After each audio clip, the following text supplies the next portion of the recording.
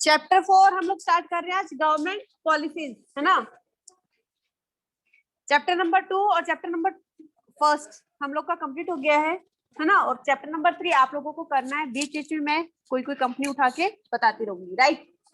Okay, तो मैं assume कर रही हूँ कि हो गए होंगे आपकी 2-4 कंपनियां, तो है ना, स्टार्ट कर दिया होगा, नहीं तो फिर, है ना।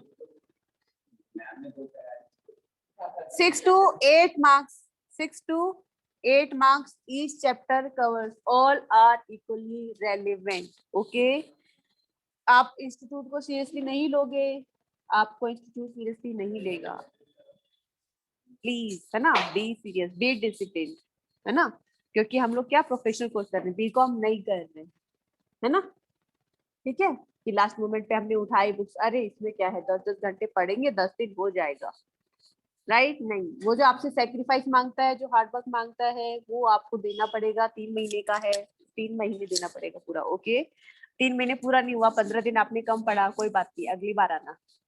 ओके, और टाइम दे रहे हैं हम आपको। मैं हर क्लास में बोल रही हूँ आपको ये बात कंटिन्यूअसली। आई डोंट नो आप लोग कितना सीरियसली ले रहे हो, कितना मजाक ले रहे हो। ओके, चैप्टर नंबर 4 हम लोग स्टार्ट कर रहे हैं। Government policies. क्या होती है पॉलिसीज? क्या होती है policies? Anybody?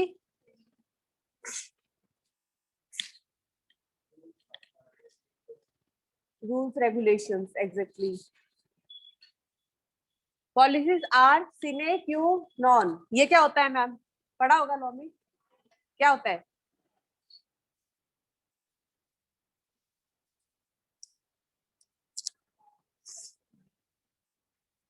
Essential, important, inbuilt, मतलब public policy are essential for any government.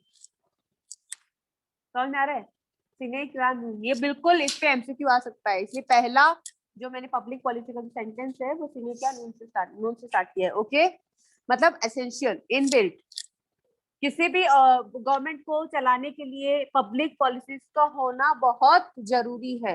Okay, so public policies are sine qua non for running any government. Okay, चलिए, introduction. Every nation defines it mode of governance through a number of policies. सबको पता है governance का तरीका है through policies, policy formulations के through. Policies कितनी तरह की होती हैं, कैसे बनती हैं, क्या उसके कैरेक्टरिस्टिक्स हैं, कैसे वो आई, वो सब हम पढ़ेंगे। Okay, these policies are described as public policies, क्योंकि ये पब्लिक के लिए है, right. Okay, to be applied on the public and for the public. Okay, and input भी हमें वहीं से मिलता है, आउटपुट भी हमारा वही जाएगा। ये इनपुट आउटपुट क्या है ये भी देखते हैं, ठीक है। लीगल प्रोसेसेस, अब बता रहे कि देखो पब्लिक पॉलिसी में क्या क्या आता है। लीगल प्रोसेसेस, जितने भी लॉज वगैरह है जो गवर्नमेंट लेके आती है, किसके लिए? पब्लिक के लिए लेके आती है, पब्लिक पॉलिसीज है वो। Okay, tax policies, business restrictions, financial reporting of any nation follows from government policy.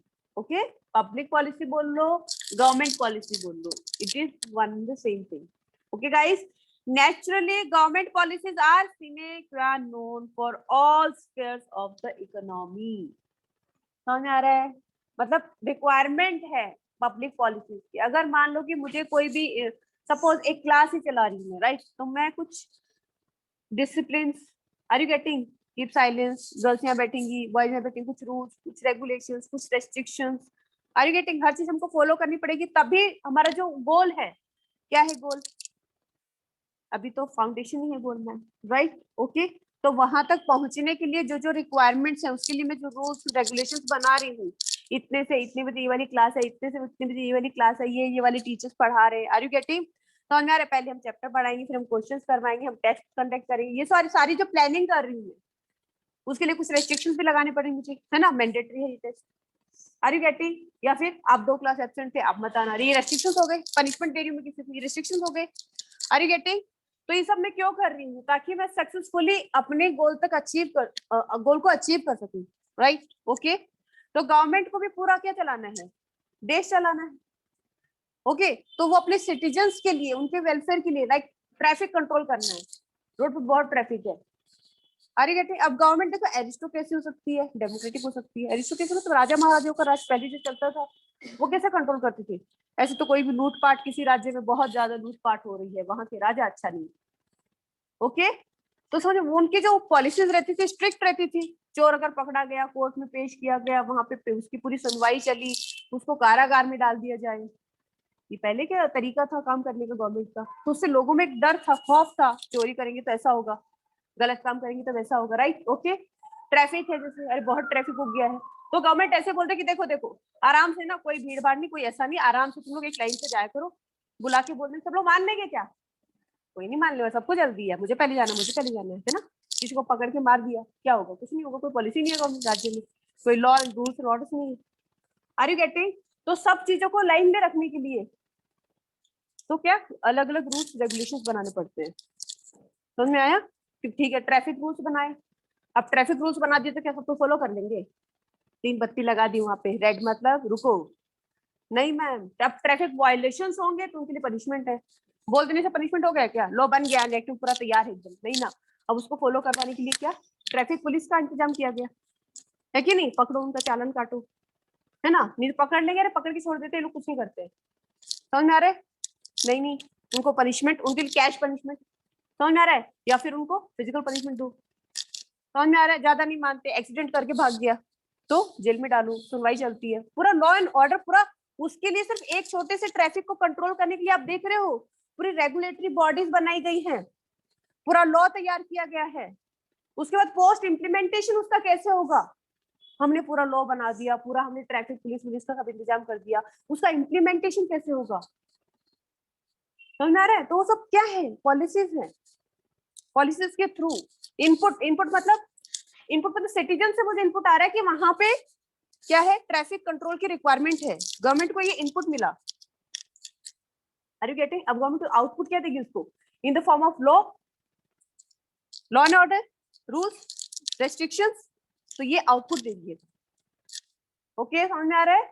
तो ये क्या है? पॉलिसीज है, गवर्नमेंट पॉलिसीज है। ठीक है, ओके। यहाँ पे एक एग्जांपल दिया हुआ है, तो यहाँ पे पहले हम एक बार फिर से पढ़ देते हैं। लीगल प्रोसेसेस, टैक्स पॉलिसीज हो, बिजनेस रेस्ट्रिक्शन पॉलिसीज हो, financial reporting of any nation follows from government policy. सिर्फ यही नहीं है, ये सिर्फ एग्जांपल्स है कुछ, इसके अलावा भी बहुत कुछ है गवर्नमेंट पॉलिसी में। Okay, naturally government policies are sine qua non for all spheres of the economy. Okay, example यहाँ पे एग्जांपल दिया है कि in Bangladesh as a state policy, वहां की पॉलिसी के हिसाब से बांग्लादेश में सेकंड हैंड कार्स अलाउड है, कि वहां पे सेकंड हैंड कार्स बेच सकते हैं जाके, तो वहां पे बिकती है कि नहीं? तो import of second hand foreign cars is allowed in Bangladesh. Toyota steers this policy to their favor. Way Toyota के फेवर की बात है, तो टोयोटा क्या करता होगा? अपनी पुरानी कारें उठाता है मार्केट से, उनको रिफर्बिश कर देता है। रिफर्बिश मतलब उनको नए जैसा बना देता है। ओके, चमका वमका के वापस फिर ढाका में बेचेंगे बांग्लादेश में, क्योंकि वहां पे तो second hand car selling allowed है। ठीक है, तो ये वहां की पब्लिक पॉलिसी, वहां की पब्लिक पॉलिसी। उसके बाद second hand Toyota cars are sold in numbers through Toyota approved dealers in Dhaka. जो आपकी बुक में लिखा है ना, वही बता रही हूँ, है ना। तो क्या हुआ ma'am? refurbished cars collected from buyback scheme are sold in Dhaka market. buyback scheme मतलब वो लोग कार वाले buyback scheme लगाते हैं ना, कि पुरानी कार है, 10 साल पुरानी कार है, जो भी कार है दे जाओ, है ना, 1 लाख में, 50,000 में, 60,000 में लोग खरीद रहे हैं, वो लोग क्या करते हैं? इसको रिफर्बिश कर देते हैं। ओके, रिफर्बिश फोन्स वगैरह के बारे में, लैपटॉप्स वगैरह के बारे में बहुत कुछ सुना होगा। आजकल लैपटॉप्स बहुत अवेलेबल होते हैं रिफर्बिश, क्या उनको नए जैसा बना के दे देते हैं। ओके, आपका लैपटॉप खराब हो गया है, या फिर रिफर्बिश लैपटॉप बिल्कुल नया दिखेगा ऊपर से। ओके, तो ऐसे वो अपने वो कार्स को क्या करते हैं? रिफर्बिश करते हैं और ढाका में बेच देते हैं। वहाँ पे अलाउड है सेकंड हैंड कार सेल करना। ओके, हमारे इंडिया में अलाउड नहीं है। क्यों अलाउड नहीं है मैम? अगर अलाउ करें, ये हमारी पब्लिक पॉलिसी है, तो ऐसी पब्लिक पॉलिसी क्यों बनाएगी भाई? देखो, नॉर्मली पब्लिक पॉलिसी पब्लिक की वेलफेयर के लिए बनाई जाती है, जनता के हित के लिए बनाई जाती है। क्यों? तो मैम क्यों नहीं अलाउड है? सेकंड हैंड कार बिकेंगी तो सस्ती बिकेंगी, सबके पास कार होनी चाहिए, राइट? नहीं, हमारे डोमेस्टिक इंडस्ट्रीज को खतरा है, हमारे कार मैन्युफैक्चरर्स को खतरा है। Are you getting? उन्होंने क्या बोला? उन्होंने बोला, टोयोटा वालों को बोला कि भाई देखो, अगर तुमको कार बेचना है तो हमारे यहाँ आके ज्वाइंट वेंचर कर दो, हमारी कंपनी से हाथ मिला लो। Are you getting? तो क्या होगा? हमारे यहाँ पे क्या अपॉर्चुनिटीज जनरेट होंगी। Are you getting? तो ये हमारी पब्लिक पॉलिसी है। ये बांग्लादेश की अलग है, हमारी अलग है, उस हिसाब से ट्रेड और वो सब होता है। ओके, पढ़ लेते एक बार। Toyota manages several service station in Dhaka. क्यों? क्योंकि भैया ढाका या फिर चिट्टागोंग या Rajshahi to provide after sale services.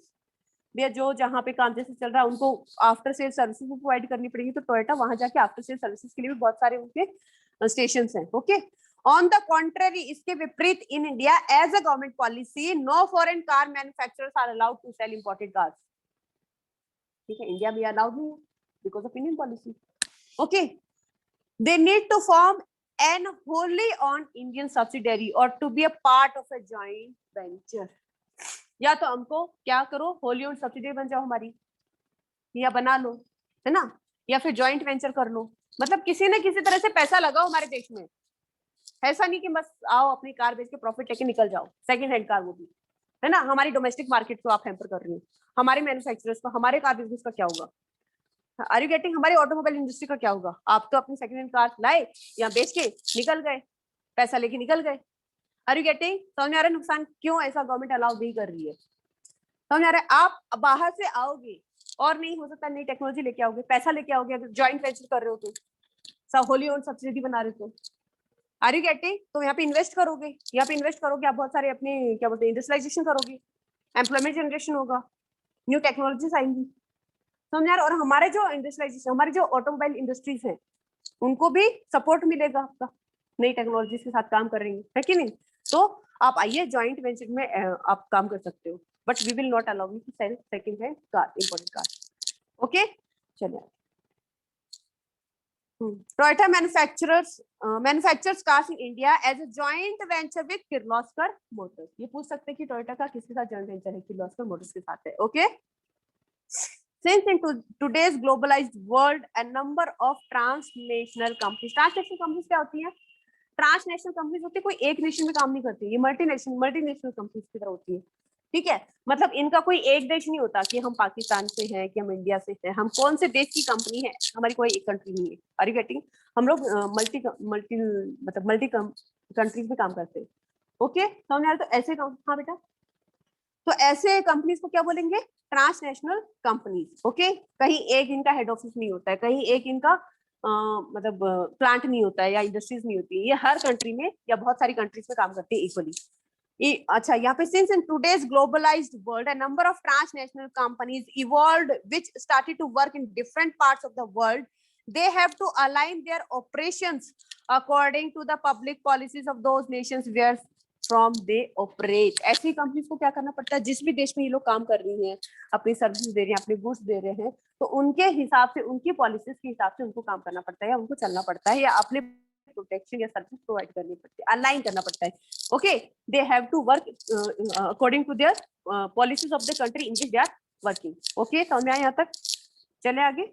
History of public policy, policy क्यों आई, कहाँ से आई, क्या जरूरत है, थोड़ा सा इसके बारे में जानना जरूरी है। एमसीक्यू पूछ सकते हैं, बहुत ज्यादा रेलिवेंट नहीं है, हालांकि हिस्ट्री का पार्ट है थोड़ा सा। ऑनलाइन वाले बच्चे आवाज आ रही है बेटा? Please reply. Yes ma'am. Ananya ma'am आ रही है।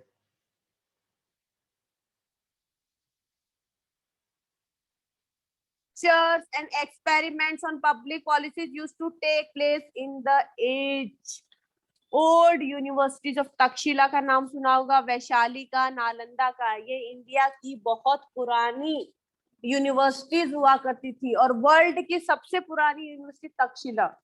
सुना रहे? अब वो कहाँ पे है? पाकिस्तान में पार्ट, पाकिस्तान वाली जो पार्ट है वहां पे है। ओके, अब वो इंडिया का पार्ट नहीं है, but at one time it was part of India. Okay, तो ये जो यूनिवर्सिटीज हैं, ये बहुत पुरानी यूनिवर्सिटीज है, यहीं पे पब्लिक पॉलिसीज के बारे में पढ़ाया जाता था। During the time of the emperor Chandragupta Maurya, Chandragupta Maurya देखा होगा सीरियल, है ना, देखा होगा मैम, है ना। तो उस टाइम पे the great intellectual Guru of the emperor Chanakya outline the public policy. उनके जो इंटेलेक्चुअल गुरु थे चाणक्य, देखा था ना चाणक्य, उसमें दिखाते सीरियल में, है ना, वही तो थे उनके गुरु, सब वही तो बताते थे चंद्रगुप्त मौर्य को। क्या बताते थे वो जो चाणक्य थे? उसने पूरी आउटलाइन की थी कि पब्लिक पॉलिसी कैसी होनी चाहिए, राइट? कैसे हम राज्य पे शासन करेंगे, क्या लोगों को अलाउड होगा, क्या नहीं होगा, कैसे रूल्स एंड रेगुलेशंस बनाएंगे। ठीक है, तो ही ऑथर, उन्होंने एक बुक लिखी थी अर्थशास्त्र। पूछ सकते हैं अर्थशास्त्र किसने लिखी थी? चाणक्य ने लिखी थी। चाणक्य किसके गुरु थे? चंद्रगुप्त मौर्य के गुरु थे। ठीक है, okay. A conceptual frame work of state craft and public policy. ठीक है, इसमें क्या क्या स्टेट क्राफ्ट और पब्लिक पॉलिसी के बारे में लिखा गया था अर्थशास्त्र में। अर्थशास्त्र बुक का नाम था जो चाणक्य ने लिखी थी। चाणक्य किसके गुरु थे? Chandragupta Maurya. Okay. In Greek city states and Roman empire, अब दूसरे एम्पायर पे आ गए हम लोग। ठीक है, कि ये तो चंद्रगुप्त मौर्य के टाइम पे ऐसा हुआ था। अब उसके बाद ये बोल रहे हैं कि in Greek city states and Roman empire public policy was centre of attraction. अब जो फिलोसफर्स हुआ करते थे पहले, प्लेटो एंड एरिस्टोटल जैसे, है ना, सुकरात भी हुआ करते थे। ठीक है, तो प्लेटो और एरिस्टोटल जैसे had a number of discourses on public policy. उन्होंने भी बहुत कुछ ज्ञान बांटा था पब्लिक पॉलिसी पे। ठीक है, ये ग्रीक सिटी और रोमन एम्पायर की बात कर रहे हैं। उस टाइम पे कौन थे फिलोसफर्स? प्लेटो और एरिस्टोटल। ठीक है, during the time when Ashoka the great ruled Magadha, ठीक है, he introduce the policy of peace and harmony. उनकी जो पॉलिसीज थी वो क्या चाहते थे? कि शांति रहे हमारे राज्य में, युद्ध नहीं करना हमको। उन्होंने वो उड़ीसा वगैरह में कहीं युद्ध हुआ था उस टाइम पे, मगध में, है ना, तो कि उन्होंने देखा था वो जो मंजर था युद्ध का, उसके बाद ही डिसाइडेड कि वो युद्ध नहीं करेंगे, है ना। तो he followed the path of peace. Okay, तो उन्होंने जो पॉलिसीज बनाई वो भी किस पे बनाई? पीस एंड हार्मनी पे बनाई। ठीक है, हम अपने राज्य में हर हाल में पीस एंड हार्मनी चाहते हैं, उसके लिए जो जो कर सकते हैं वो करें। ठीक है, तो ये एमसीक्यू पूछ सकते हैं कि कौन से रूलर थे जिसने पीस एंड हार्मनी के लिए पॉलिसीज बनाई, या फिर पीस एंड हार्मनी पे कौन से रूलर ने बनाई थी। Okay, on the other hand Guptas defined various policies on, उसके बाद ये जो गुप्तास थे उन्होंने टैक्सेस, ट्रेड और वारफेयर, TW, इससे रिलेटेड पॉलिसीज बनाई थी। ठीक है, सब एक एक एमसीक्यू बता रही हूँ मैं आपको। ठीक है, यहाँ पे हाईलाइटेड है प्रॉपर। ओके, तो Guptas defined various policies on taxes, trade and warfare. Gupta की जो ट्रेड उस पर इन दिल्ली। उसके बाद दिल्ली की सल्तनत, अलाउद्दीन खिलजी, सुना होगा, बड़े कट्टर कट्टर वट्टर उस टाइप के थे वो। तो उनके क्या थे? उनकी जो टैक्स पॉलिसी, उनकी जो पॉलिसीज होती थी ना पब्लिक पॉलिसी, वो स्ट्रिंजेंट टैक्स रिफॉर्म, बड़े कड़े टैक्स के उनके नियम रहते थे। ठीक है ना, टैक्स वसूली के बहुत ज्यादा, मतलब उनके भरे रहे, तो वो क्या बोलते हैं, धन दौलत के, वो क्या बोलते हैं, हाँ, खजाने। Okay, right. तो उनके खजाने भरे रहे, भरे, पब्लिक भूखी मरती रही। ठीक है, लाइक हम लोगों ने लगान वगान में देखा थोड़ा बहुत, वो उसी का थोड़ा बहुत आउटकम देख सकते हो, है ना, राइट। ओके, तो उनके बहुत कड़े टैक्स के नियम रहते थे। Whereas during the time of Akbar, लेकिन अकबर जब ग्रेट आए तो उनके लैंड रिफॉर्म्स बहुत अच्छे थे। ओके, तो सबकी पब्लिक पॉलिसीज अलग अलग फोकस करती थी कि कोई टैक्स कलेक्शन पे अच्छा था, कोई पीस एंड हार्मनी चाहता था अपने राज्य में, कोई लैंड रिफॉर्म्स के बारे में। ठीक है, तो जो अकबर थे उनका अंडर द लीडरशिप टोडरमल, जैसे उनके बीरबल, उनके दरबार में बीरबल थे, कुछ कुछ अच्छे ज्ञानी महाज्ञानी थे, एक टोडरमल थे, है ना, तो उनकी लीडरशिप में उन्होंने लैंड रिफॉर्म से रिलेटेड पब्लिक पॉलिसीज बनाई थी। ओके, तो सबके पब्लिक पॉलिसीज की जो स्पेशलिटीज थी वो हम लोगों ने यहाँ पे डिस्कस की। अभी अभी हमने कौन सा एरिस्टोक्रेसी की बात की, राजा महाराजा की बात की, तो उन्होंने पब्लिक पॉलिसी कैसे बनाई। पहले 3 यूनिवर्सिटी हुआ करती थी, है ना, उन यूनिवर्सिटी में पब्लिक पॉलिसीज वगैरह से रिलेटेड पढ़ाया जाता था।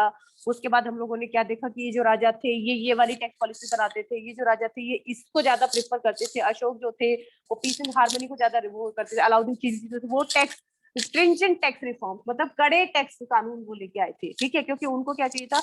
वसूलना ज्यादा था, उनको अपने खजाने भरने थे, right. Okay, thus in all the forms of the governance, it be it oligarchic, monarchy, ये अलग अलग फॉर्म्स ऑफ वो है, मतलब शासन करने के अलग अलग तरीके हैं। एरिस्टोक्रेसी है, डेमोक्रेसी है, public policies were formulated and implemented. ठीक है, अलग अलग तरीकों से पब्लिक पॉलिसी बनाई गई और लागू की गई, इम्प्लीमेंटेड। ठीक है, formulated and implemented both are different thing. Formulate करना मतलब बनाना पॉलिसी रूल्स है, उसको लागू करना, उसको लागू करने के लिए क्या क्या बंदोबस्त करने। मान लो कि कोई रैली हो रही है, कुछ ऐसा हो रहा है, तो हमने पूरे इंतजाम कर दिए कि भाई ये वाले नेता आएंगे, ये प्रोग्राम होगा, इसकी बात ये होगा, इसकी बात ये होगा। ये मैंने पूरा क्या किया? इम्प्लीमेंट कर दिया? नहीं, फॉर्मुलेट कर दिया, राइट। ओके, मैंने ऑन पेपर पूरा प्रोग्राम तय कर लिया, अब इसको इम्प्लीमेंट करवाना है।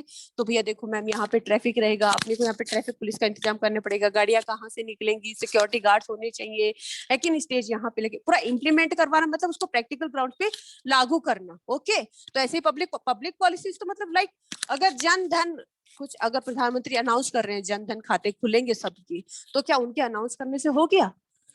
नहीं ना, उन्होंने उसके पीछे बैकग्राउंड वर्क देखो कितना हुआ होगा, कितने लेवल पे काम करना पड़ा होगा, गांव गांव में जनधन खाते खुले। मतलब India is such a big country, it's not easy. Okay, तो वो क्या हो रहा है, वो इम्प्लीमेंट करवा रहे हैं। ओके, चलिए आगे चले। मीनिंग ऑफ पॉलिसीज, ये जो थे गैब्रियल एलिमेंट वगैरह के डेफिनेशन और ये सब अभी हट गए हैं, आपके नए मॉड्यूल में नहीं है, आई गेस नहीं है ना, जहां तक मैंने देखा है नहीं है ना, डेफिनेशंस नहीं है ना, नहीं होंगी डेफिनेशन, भी हट गई है। स्टिल हम लोग को रिक्वायरमेंट है ये पढ़ने की, हम लोग पढ़ लेते हैं, ठीक है। In any nation policy making process is related to political action. सही बात है, कोई भी देश में कोई भी पॉलिसी बनानी है तो उसके लिए पॉलिटिकल एक्शंस लेने पड़ते हैं, है नहीं? बिल्कुल। उसके बाद लॉन्ग बैक यहाँ पे बताया कि गैब्रियल ने क्या बोला था, वो हम नहीं पढ़ रहे। It is a set of processes. अच्छा, पब्लिक पॉलिसी क्या होता है? It is a set of processes, एक के बाद एक प्रोसेसेस, है ना, that routinely converts inputs into outputs। Input क्या होता है मैंने बताया था, इनपुट्स को आउटपुट में कन्वर्ट करना है, उसके लिए हमको क्या क्या प्रोसेस, इनपुट क्या, मुझे जनता से इनपुट मिला कि वहां पे बहुत ट्रैफिक रहता है, उसको कंट्रोल करना है, ये इनपुट आए मेरे पास, उसको मैं क्या करूंगी, आउटपुट दूंगी आपको। आउटपुट कैसे दूंगी, मैं उससे रिलेटेड रूल्स एंड रेगुलेशंस और लॉ वगैरह बना के, वो आउटपुट है, उसको इंप्लीमेंट करवा के, राइट। तो उन इनपुट्स को आउटपुट में कन्वर्ट करना, ठीक है। This outputs are the public policy. यही आउटपुट जो मैंने दिए पब्लिक पॉलिसी से। Okay, got it. बहुत ही सिंपल सिंप्लीफाइड मैनर में आपको रट जाना चाहिए। पब्लिक पॉलिसी क्या होती है, set of processes that routinely converts inputs into output. Routinely, ऐसा नहीं कि आज मैंने कर दिया है ना, कल का पता नहीं, आज तो मैंने ट्रैफिक कंट्रोल कर दिया है ना, तुम लोग की प्रॉब्लम सॉल्व कर दी। रूटीनली कल को कुछ और चेंज हो रहा है कि नहीं, कल को वहां पे फ्लाईओवर बन रहा है, तो अब उसके हिसाब से मुझे कुछ चेंजेस करने पड़ेंगे, राइट। अब लोगों का ट्रैफिक वहां से डाइवर्ट करना पड़ेगा, कोई और जगह से जा सके। लाइक यहाँ पे वो जो अंडर ब्रिज वाला था, वो रास्ता बंद हो गया, कहीं और से निकलने, तो जगह जगह क्या हो गया, ट्रैफिक पुलिस ज्यादा बढ़ गई है। अरे गेट, क्योंकि उनको मॉनिटर करना है, राइट। तो वो ऐसे ही बढ़ गए क्या, अपने आप आ गए क्या, अरे चलो वहां पे ट्रैफिक ज्यादा होगा, नहीं उनको किसी से ऑर्डर मिला होगा, है कि नहीं। जिन्होंने प्लान आउट किया कि ये अंडरब्रिज बंद रहेगा, तो उन्होंने पहले ये भी सोचा कि कहाँ कहाँ ट्रैफिक बढ़ जाएगा, कहाँ कहाँ हमको ट्रैफिक पुलिस और ज्यादा लगानी पड़ेगी। तो रूटीनली चलता रहता है। Okay, routinely converting inputs into outputs is public policies. Okay, clear है। As an autocratic ruler an autocratic ruler looks for policies which dominate over public freedom। यही तो करते थे ना राजा महाराजा, है ना। लोगों को आजादी कहाँ थी पहले इतना, है कि नहीं। डेमोक्रेटिक कंपनी अलग, डेमोक्रेटिक कंट्री अलग होती है। ओके, वहां पे लोगों को पूरी आजादी होती है, वो तो लोग खुद ही शासन करते हैं। ओके, शासन करते हैं। Okay, when India was a British colony, public freedom was conspicuous bye it's absence. यही तो दिक्कत थी ना, क्या दिक्कत थी गुलामी के टाइम पे, है ना, जब ब्रिटिश हम पे रूल कर रहे थे तो फ्रीडम नहीं थी, right. Yes, tax rules were stringent on Indian traders. Tax rules बहुत हैश थे, है कि नहीं। लगान वाली मूवी देखी होगी, है ना। तो वो क्या था, वो टैक्स कलेक्शन तरीका था उनका। ओके, आपके पास बचता है नहीं बचता है, we don't care, okay, we want our tax, सबको पे करना है। Whereas democracy frames liberal policies. Democratic country में क्या होता है, लिबरल पॉलिसी। लिबरल मतलब सबकी सुविधा अनुसार। Okay, in the Indian democracy, we have several political parties. Leaders are free to argue in the parliament. State and the center have many shared responsibilities. People's grievances are heard. There are several legal systems to take care of the dispute. बोलते हैं democracy में क्या होता है कि बहुत सारी political parties होती है, लीडर्स पार्लियामेंट में आर्ग्यू करते हैं, बहस करते हैं, तब जाके कहीं एक लॉ पास होता है कि नहीं। ओपोजिशंस होते हैं भी, हमको ये नहीं मानना है, तो दोनों तरफ से पक्षों से बिल्कुल सहमति होनी चाहिए, तभी कोई लॉ पास होता है। और ऐसा थोड़ी ना होता है कि लॉ अभी आज बना और कल पास हो गया। जैसे जीएसटी आया, सालों बहस चली उस पे, है ना, कितनी बार रिवर्ट बैक हो गया, है ना, आया नहीं इसमें ये गलतियां है, इस साल पास नहीं हो पाएगा, फिर से उसको फ्रेम कर रहे हैं बैठ के एक्सपर्ट्स। एक पूरा पैनल बना होता है, ऐसे नहीं कि दो आदमी लेके गए चल फिर से बनाते अपन, नहीं नहीं, वो जो बना रहे हैं, वो जो कमिटी होती है प्रॉपर लॉ बनाने वाली, एक्सपर्ट्स होते हैं उसमें, बहुत सारे टैक्स एक्सपर्ट्स होते हैं, चार्टेड अकाउंटेंट्स होंगे, कंपनी सेक्रेटरीज होंगी, है ना, कुछ कॉस्ट अकाउंटेंट्स होंगे, जिस जिसकी जरूरत होगी उस फील्ड में। Are you getting. Goods and services tax की बात हो रही है तो कुछ इनकम टैक्स के ऑफिशियल्स होंगे, तो पूरी मान लो 15 मेंबर्स की या 20 मेंबर्स की कमेटी होती है, वो उस पर वर्क करती है 4 साल 5 साल, सब तरह से वो कंसिडर कर लेती है इस पॉइंट का किसी को दिक्कत हो सकती है क्या, अगर इसको दिक्कत होगी तो उसका सोल्यूशन क्या होगा, अगर उसका सोल्यूशन नहीं है, अगर वो लोग मतलब कोर्ट में जाएंगे तो कौन सी अथॉरिटी के पास जाएंगे, पहले कितने दिन में सुनवाई हो जाएगी। Are you getting? तो आप सोच रहे हो लॉ फ्रेम करना अपने आप में बहुत बड़ी चीज है, उसके पूरे प्रोज एंड कॉन्स देखने पड़ते हैं ना बाबा, कि हम तो फायदे के लिए बना रहे हैं, पता चला उसका कोई नुकसान हो गया लोगों को, ऐसा नहीं होना चाहिए। Are you getting? ऐसे ही तो वापस हो जाते हैं लॉ, ऐसे तो रिवर्ट बैक हो जाते हैं, सालों साल में बनते हैं लॉ, इजंट इट? समझ में आ रहा है? तो यहाँ पे वही बताया कि इंडिया एक डेमोक्रेटिक कंट्री है, we have several political parties and leaders are free to argue in the parliament, state and the centre have many shared responsibilities, state की अलग रिस्पांसिबिलिटीज है, स्टेट गवर्नमेंट्स की अलग रिस्पांसिबिलिटीज है। Okay, people's grievances are heard, लोगों की grievances सुनी जाती हैं। ग्रीवेंसेस के लिए क्या है? सुप्रीम कोर्ट्स हैं एंड हाई कोर्ट्स हैं, ओके, एपलेट ट्राइब्यूनल्स हैं, there are several legal systems to take care of disputes, जो भी फिर डिस्प्यूट्स होंगे तो उसके लिए बहुत सारे क्या है, लीगल सिस्टम्स है हमारे पास। We are frequently observe that, ये सब डेफिनेशंस आपकी उससे हट गई है ना।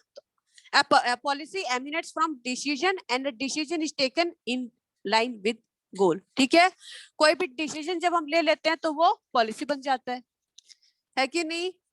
हर पॉलिसी डिसीजन है नहीं, पर हर डिसीजन पॉलिसी बन सकता है, हाँ बन सकता है, ठीक है?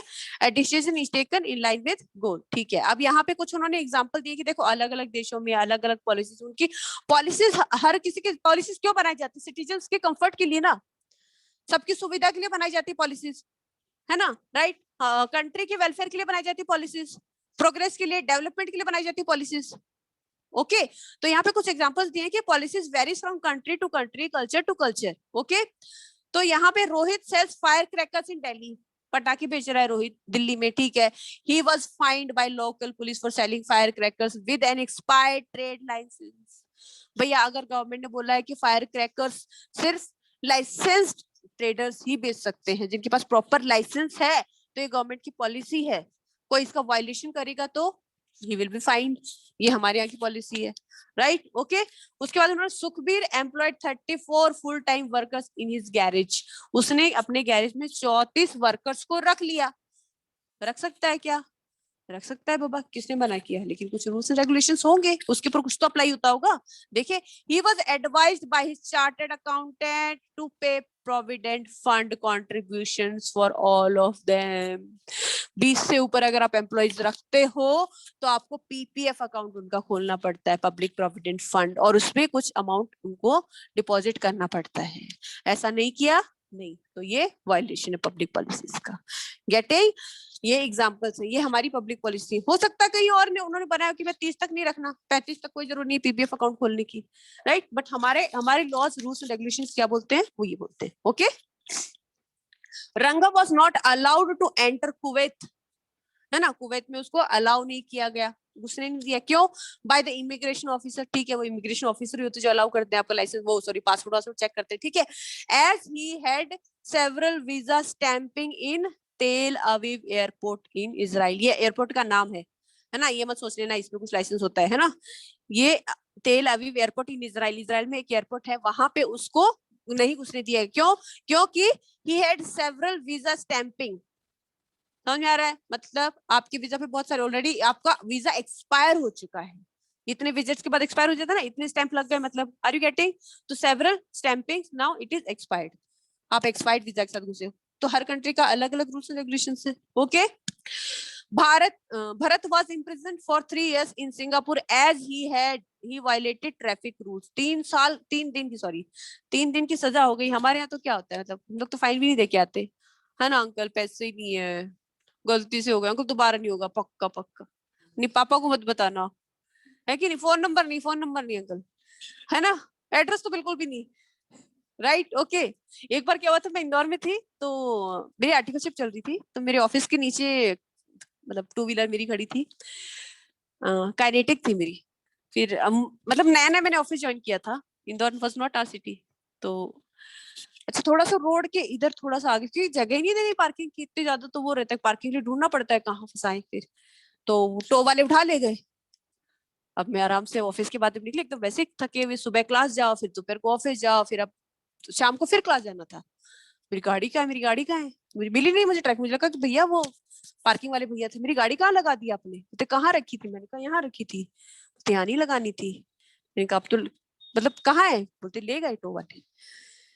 अब मैं मतलब बड़ी परेशान, मतलब एक तो अपनी सिटी नहीं है, बाहर है, अपन घर से बाहर है, हम फिर अकेले, फिर उसके बाद अब लगा क्या करूं, अब मैं गाड़ी कहाँ से लेके आऊं। तो फिर अब मेरी जो एक फ्रेंड थी साथ में, वो इंदौर की थी, मेरे साथ ही आर्टिकलशिप कर रही थी वो, तो उसने कहा मुझे पता है मेरी रोज उठाते, चल मैं लेके आता। मैं उसके साथ गई और वो एग्जैक्टली मुझे वहां लेके गई, पता है 3-4 किलोमीटर दूर हो गया, वहां पे जहाँ पे बहुत सारी गाड़ियां रखी थी, मतलब इतनी सब, मतलब ऐसा लग रहा था बाप रे, ये कहीं मतलब ऑटोमोबाइल इंडस्ट्री लग रही थी पूरी प्रॉपर, इतनी सारी गाड़ियां रखी थी। और मतलब उसने बिना देखे बोलती वहां उस कॉर्नर में होगी तेरी गाड़ी, आज ही उठाइए ना, इतने बजे उठाइए, बोलते मेरी तो रोज उठाते हैं। सही में वो मुझे वहां लेके गई। फिर इसके बाद वो अंकल पूछते कि ट्रैफिक, बोलते कि तू बोलना कि अंकल मैंने दे दिए थे कल फाइन कुछ, तो उसके बाद लेके आए और उन्होंने फाइन भी नहीं दिया। तो मतलब I was like show shock की, तेरी रोज उठाते फिर भी तू वही पार्क करती है। और 3 किलोमीटर जाती है, मतलब वो ऑफिस किसी के साथ, चलो मेरी गाड़ी अच्छे उठा के ले गए। तो ऐसा होता है अलग अलग जगह पर, अपने यहाँ तो जबलपुर में तो नहीं उठा के ले जाते हैं, मन तो कहीं भी गाड़ी कर देते हैं, तो प्लेस टू प्लेस है ना, वेरी करते हैं सब रूल्स एंड रेगुलेशन और। मैं तो रोने लगी थी, मैंने कहा मेरी गाड़ी लेके उठा के। तो मैं इतनी मुश्किल से मेरे पापा से मंगवाई थी। Coke was driven out of India in 1977 as then ruling party was a strong believer of Swadeshi. ठीक है, क्या बोले 1977 में कोक बैन कर दिया था हमारी कंट्री में, क्यों, क्योंकि रूलिंग पार्टी को लगता था कि स्वदेशी अपनाओ। ओके, आज तो चल रहा है ना, कोक पेप्सी सब चलता है कि नहीं, वो सब 1991 में जो आया था ना एलपीजी, उसके बाद के चेंजेस है। यस, पढ़ेंगे पढ़ेंगे पूरा, है कि नहीं, कुछ नहीं छोड़ेंगे। ये सब आगे की डेफिनेशंस हैं, ये हटा दी गई हैं, तो अपन ना पढ़े, आगे चले। अब कैरेक्टरिस्टिक्स, देखो जो अपने को इंस्टीट्यूट बोलेगा, इंस्टीट्यूट अपना माई बाप है ना, उतना ही पढ़ने का और छोड़ने का नहीं, उतने में से कुछ भी, है कि नहीं, जो बोला है वो स्ट्रिक्टली हमको पूरा पढ़ना है। Okay, characteristics of public policies, goal oriented होनी चाहिए, सही बात है भैया, गोल क्या है तुम्हारा, हम public policy without goals, is it possible, नहीं ना। अगर कोई ट्रैफिक रूल्स बना रहे हैं तो उनका गोल क्या है, to control traffic, to reduce accidents, है कि नहीं, to minimise the number of accidents, है ना, ये इसे यही होगा ना उनका गोल, तो और क्या होगा, तो उस गोल को अचीव करने के लिए हम क्या क्या रूल्स बना सकते हैं। Public policies are always goal oriented. These are formulated and implemented in order to attain certain objectives which the government has in view for the ultimate benefit of the mass. Goal characteristics नहीं है, chapter number 4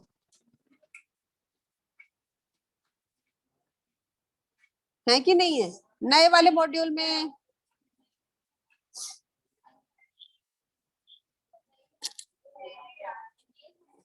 characteristics ये कैसे हटा सकते हैं,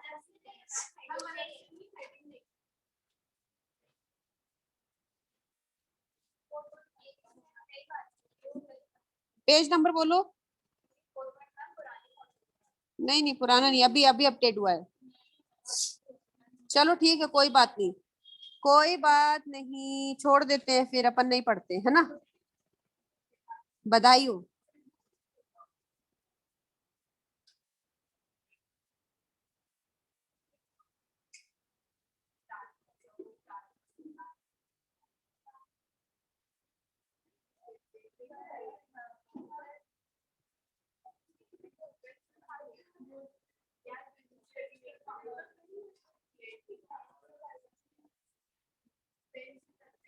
चलो, types of government policies bye intended impact, ये है टाइप्स ऑफ गवर्नमेंट पॉलिसीज। हाँ, ओल्ड वालों के इसमें नहीं है ये, लेकिन मैं पढ़ाया था, है ओल्ड में है, न्यू में भी है। हाँ पढ़ाया था मैंने, लेकिन वो आगे टॉपिक में दिया। चलो निकाल लो सब लोग, देख लो, सबके में है, नए में है, टाइप्स ऑफ गवर्नमेंट पॉलिसी। देखो गवर्नमेंट की पॉलिसीज कितनी तरह की होती है, क्या हो सकती है? क्या हो गया अब, चले पीछे दिए बेटा वो एक और मैंने पढ़ाई थी, चारों पढ़ाई थी मैंने आप लोग को, ठीक है। पीछे कहीं दिए उन्होंने, अलग से कोई और भी कवर कर लिया था उसको, ठीक है। यहाँ पे वो गलतियां सुधार रहे हैं ना अपनी, एक साथ कर दी अब, ठीक है। देखो जो मैंने आपको नोट्स दिए थे ना, उसमें चारों मैंने कवर की है। जो नोट्स दिए थे ना मैंने आपको, उसमें चारों कवर किए हैं, ठीक है। From the perspective of their impact. अच्छा, कितनी तरह की गवर्नमेंट पॉलिसीज बनाती है ये देख ले हम। Types of government policies bye intended impact, ठीक है। कैसा उनका इंटेंडेड इम्पैक्ट, मतलब कैसा असर वो चाहती है, समझ में आ रहा है। कैसा असर मतलब, सबसे पहले जैसे प्रोटेक्टिव पॉलिसी मतलब कोई को बचाना चाह रही है गवर्नमेंट, किसी को बचाने के लिए हमको कुछ करना पड़ेगा। Are you getting? नाम से मैं सजेस्ट कर रही हूँ आपको, प्रोटेक्टिव है ना, किसको बचाना चाह रही है। Protective policies aim to provide protection to the businesses, उन बिजनेस को प्रोटेक्शन देना चाहती है, so that these may sustain themselves, ताकि वो सस्टेन कर पाए और ग्रो कर पाए। For example, economic policies during mid 50s to 80s restricted the entry of multinational corporation in India so that the Indian firms grew in a protective environment. हम import नहीं allow करेंगे, हम foreign technologies को allow नहीं करेंगे, foreign companies को allow नहीं करेंगे। क्यों? क्योंकि हम चाहते हैं कि हमारी जो डोमेस्टिक कंपनीज है वो ग्रो करें, हम उनको बचा रहे हैं बाहर का असर उन पे ना। Are you getting? जैसे कि हमने क्या बोला था, वो प्रोटेक्टिव था। Import of second hand cars, वो क्या थे, प्रोटेक्टिव पॉलिसीज थी। हम अपने डोमेस्टिक मार्केट को बचाना चाह रहे हैं, हम चाह रहे हैं कि वो सर्वाइव करे और ग्रो करे। Are you getting? बाहर की कंपनीज को हम क्यों अलाउ करें कि आइए यहाँ पे बिजनेस डालिए, यहाँ से पैसा कमा के ले जाओ तुम लोग, है कि नहीं। पहले हम अपने आप को अलाउ करेंगे। तो ये क्या है, प्रोटेक्टिव पॉलिसी है, ठीक है। तो पहले गवर्नमेंट ऐसा ज्यादा करती थी, जब हम 1990 से पहले, जब एलपीजी नहीं था, लिबरलाइजेशन, प्राइवेटाइजेशन, ग्लोबलाइजेशन जब नहीं था, क्योंकि हम लोग डर गए थे अंग्रेजों की गुलामी के बाद कि अब नहीं, अब कोई भी आएगा तो कब्जा कर लेगा हमारी रिसोर्सेज पे, हर चीज पे। Are you getting? तो हम लोग अलाउ ही नहीं करते थे, ना इम्पोर्ट करना है ना एक्सपोर्ट करना है। ओके, समझ में आ रहा है। करते थे थोड़ा बहुत जो इम्पोर्टेंट, बहुत एसेंशियल था, कुछ जरूरी था, समझ में आ रहा है।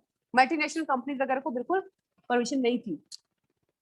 तो प्रोटेक्टिव पॉलिसीज कौन सी होती है, जो प्रोटेक्शन प्रोवाइड करती है उन बिजनेसेस को जो सस्टेन देमसेल्व्स, सर्वाइव कर सके और ग्रो कर सके फ्रॉम इंटरनेशनल मार्केट। किससे प्रोवाइड करना प्रोटेक्शन यहाँ पे, इंटरनेशनल मार्केट से। रेस्ट्रिक्टिव पॉलिसीज, रेस्ट्रिक्शंस लगा दिए, ठीक है ना। रेस्ट्रिक्शंस